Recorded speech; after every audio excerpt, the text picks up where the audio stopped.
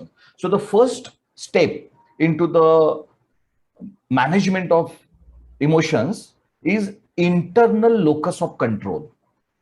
So world is not responsible for us, and in fact no one is responsible for us, neither our parents nor our children nor our spouse, right? We are individual free soul. We are responsible for our emotions. So if we think that because my children are doing this, or parents are doing this, or spouse is doing this, and because of that I am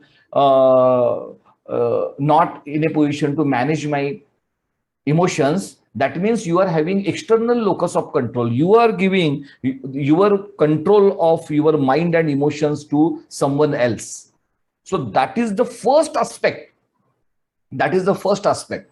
If you are in a position to take 100% of the responsibility of your emotions, and if you are having internal locus of control, right, the majority of the work and you acting on the balance steps is possible for you. So the internal locus of control is the first point. And what is the process of doing it? The process of doing it is you have to accept it. Let your brain, whole brain, conscious as well as unconscious mind, accept it that I am responsible for how I feel. No one else in the world is responsible. We have already seen on the emotional agility and the emotional resilience, which are the cornerstones of emotional management, right? So how quickly you are in a position to manage your emotions? Are you following this process of facing your emotions with the kindness, stepping out and observe from the third perspective, knowing your why and associating your values to the response, and then taking one step at a time on this particular journey? So this is emotional agility. Emotional resilience, we have already seen, right? So first is knowing your real nature. So which now you are aware that is okay, we are all one, we are pure consciousness and not the individual body and mind.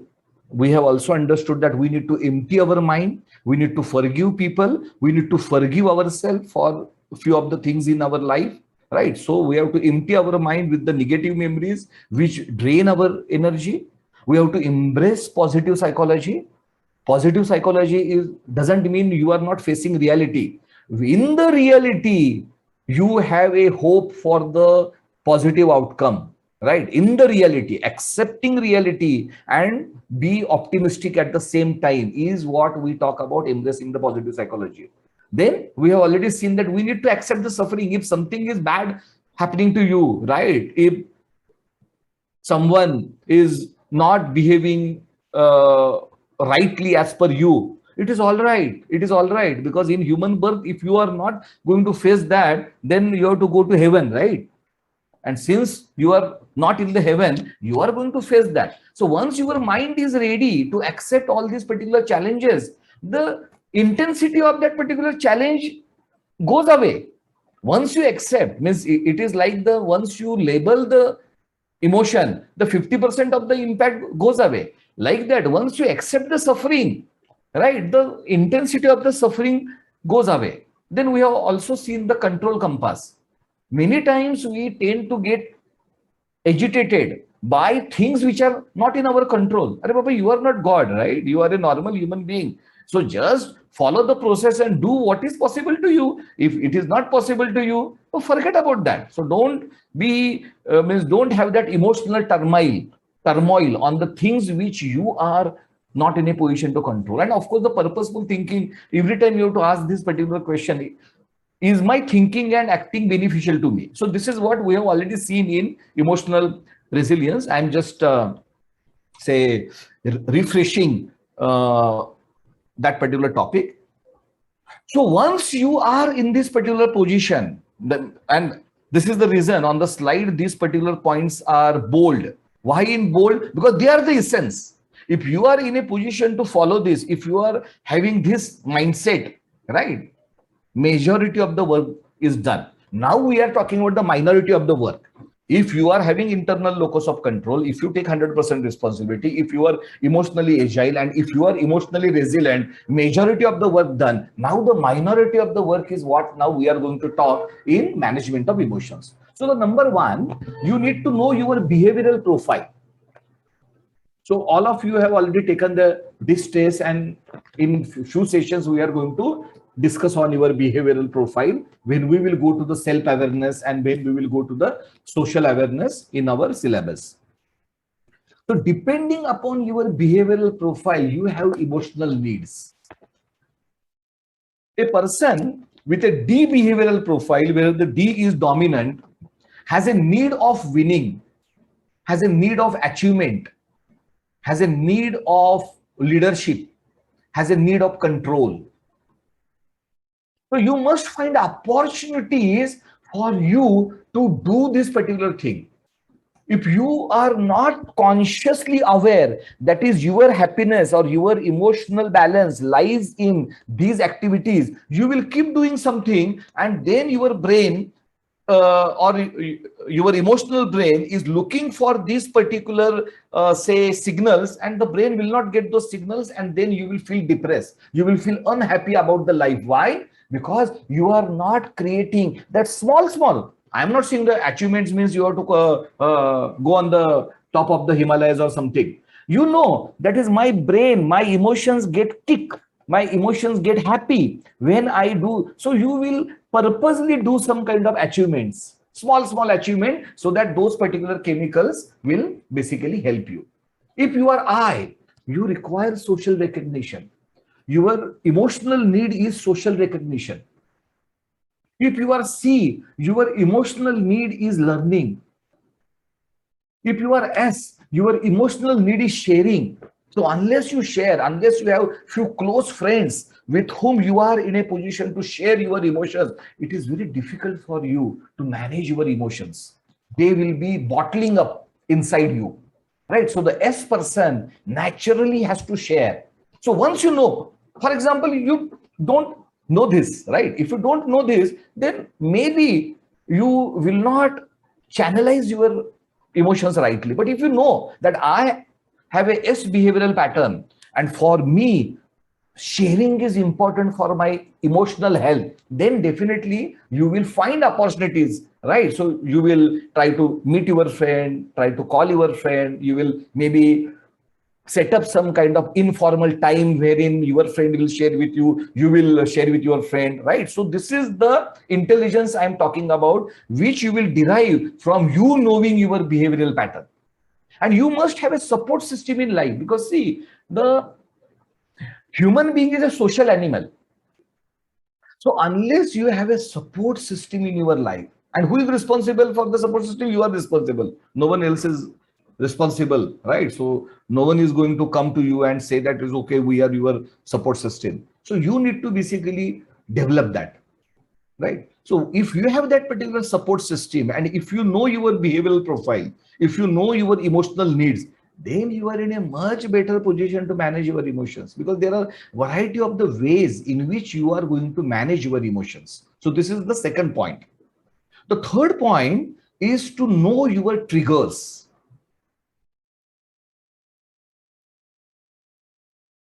Knowing your triggers, of course, requires wisdom and requires introspection and requires some kind of acumen. But even a close attention to your behavior or post-mortem of your behavior means, for example, on this particular instance, you feel little bit more angry. At that time, you are not knowing, but you are, for example, having a practice of writing journal. I don't have that practice. I know that it is good, but somehow I'm not in a position to implement it. I'm saying about my own story. But I know few of my friends are very good in writing a diary, writing a journal. Few of my students are fantastic in writing this particular journal, and they are getting immense benefit of it. Because why? When you write a journal, the incidence has already happened, and that incidence may have more intense emotion, and now you are analyzing, okay, what might be the reason why I feel so emotional, Then you will analyze, oh, okay, so basically, I think that nobody should take disadvantage to me. Again, it depends on your behavioral profile. D people, right, have this particular worry that no one should take disadvantage of themselves. I people have the say they get emotionally agitated if someone will criticize them in public. C people will get agitated when someone will criticize them for their work, not related to the social circle, but their work. They have done something, and to the C person, if someone says that, okay, this is not good, they don't like it. They get emotionally disturbed. For a S people, closeness of the relation is more important. Empathy is more important. If you behave unempathetically with the S person will feel bad. Then he will say, oh, because my behavioral pattern is S and I was dealing with a D person who was not that empathetic with me. So that is my trigger. What is my trigger? In dealing with the D people, if the D person is not very empathetic, I get agitated, I get depressed, I get disturbed. So now you know the trigger. Now knowing the trigger is the 50% of the solution. Now when the same person who is not empathetic in nature, who is not aligned with your expectations or your own nature, you know, this person is going to talk like this, why I have to get disturbed? See, only knowing, only the knowledge, only you having the knowledge is now going to reduce the intensity of negative emotions or intensity of unpleasant emotions in you, right? And you are now in a position to choose response because you know your trigger. Another extremely important point is hormonal imbalance. And I'm not saying that it doesn't happen with the men, but more problems are there in women. Again, because of their body structure, and it is natural, right? Especially during the periods, right? During their menopause. So because of the changes in the estrogen level, right? And means there are some other chemicals also before the period, during the period, 2 weeks after the period. So their emotions naturally, the chemical means like in Munna Bhai, he has said that the chemical locha. So that chemical locha is prevalent. It is natural. And you getting emotionally depressed, feeling helpless, right? And depending upon your behavioral pattern, you will find other people irritating. You will find other people less sensible. You will find other people less, say, emotionally caring. But you don't know that it is your chemicals which is playing. Means I'm not saying that they are behaving fantastically. There can be some behavioral issues in their side also, but because you are under the influence of the chemical, you exaggerate that fact. Means your spouse is doing something which without that particular chemical locha, you are in a position to manage it. But because you are in your periods or during your menopause or means during these kind of things, you take the things more sensitively, more emotionally, not in a positive sense, but in a negative sense. So you should know this. And you should know, especially I'm talking about the educated class like us, you should know the treatment. You should know that during the menopause, there is a hormone replacement therapy is available.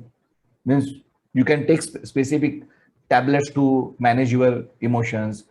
You should know that there is some kind of diet, some kind of exercises, which if you do, you are in a much better position to manage your hormonal imbalance. So these are the things you should do it. So this is a preventive mechanism.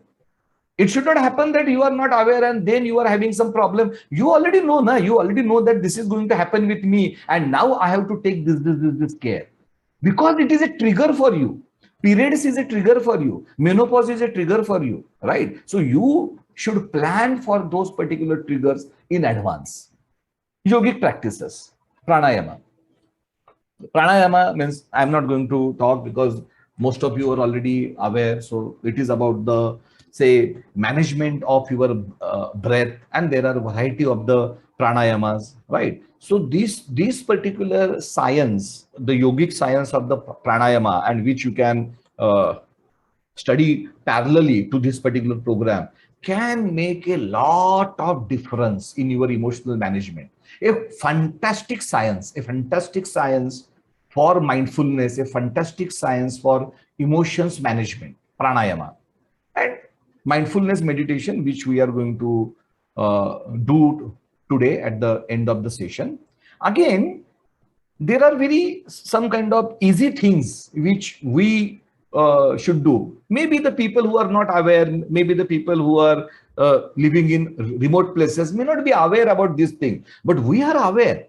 So should we not take benefit? That is okay. How can I enhance my emotional health? By supplements and diet. B12 and D3 are the root causes of your immunity power as well as emotional issues. So every 6 months, one must check the blood and especially B12, D3 and all kind of vitamins, and should take the supplements of the B12 and D3. Because the B12 and D3, because of the environment, because of our lifestyle, because of we are not going into the sun that much, right? And because of the variety of the other things, it is in 80% of the cases, there is a deficiency of the B12 and D3, which are directly related to your emotional health. Omega-3, probiotics. What is that? Yakult. Why? Because our emotions are directly connected with your gut. If your stomach is upset or if your digestion system gets weak, it directly has a connection with your emotions, and you get depressed, you get uneasy, you get irritated very easily if your stomach is upset. So you need to take care of your stomach, your body. Even the green tea is very good for emotional health.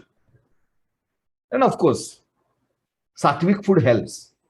I'm not saying that everyone has to take the sattvic food, but especially why the sattvic food is important, because of our lifestyle. Our lifestyle doesn't need that kind of food which our maybe ancestors were having, where they were having so much of exercise and the environment and the purity of the air was totally different. Now in this particular period, unless you have a sattvic food, right, unless you have a less masala food, I know it is easy to say and difficult to handle depending upon your culture, your lifestyle, you do have your food preferences and all that, but I'm just telling you that the sattvic food is directly related to your emotional health. Simple.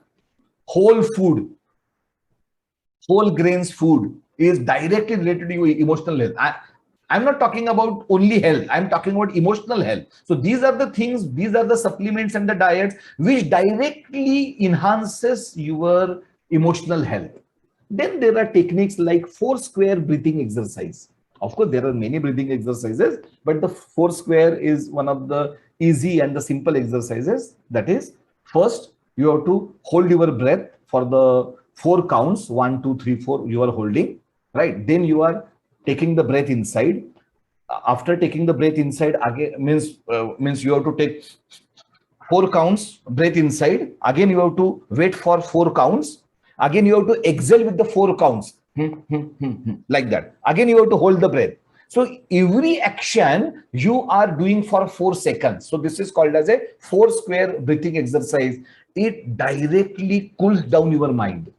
If you are depressed or if you are feeling uneasy, this 4 square breathing exercise is a very quick technique. Means you have to do it only for 2 minutes. Right, within that 2 minutes, you will feel that because of this particular technique of this breath control, automatically your emotions will subside.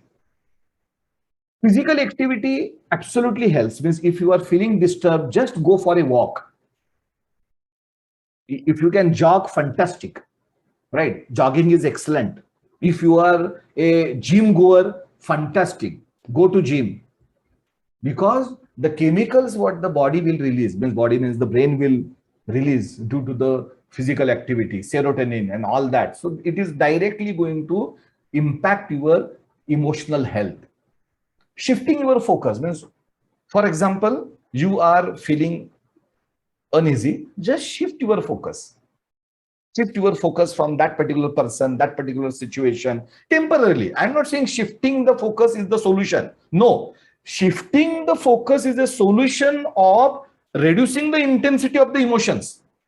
Right now, I'm not talking about the problem. The problem can be solved after that also. But just shift the focus. Go for music, go for dance, go for movie, see some other thing, do some other activity, and come back to that particular problem, come back to that particular discussion.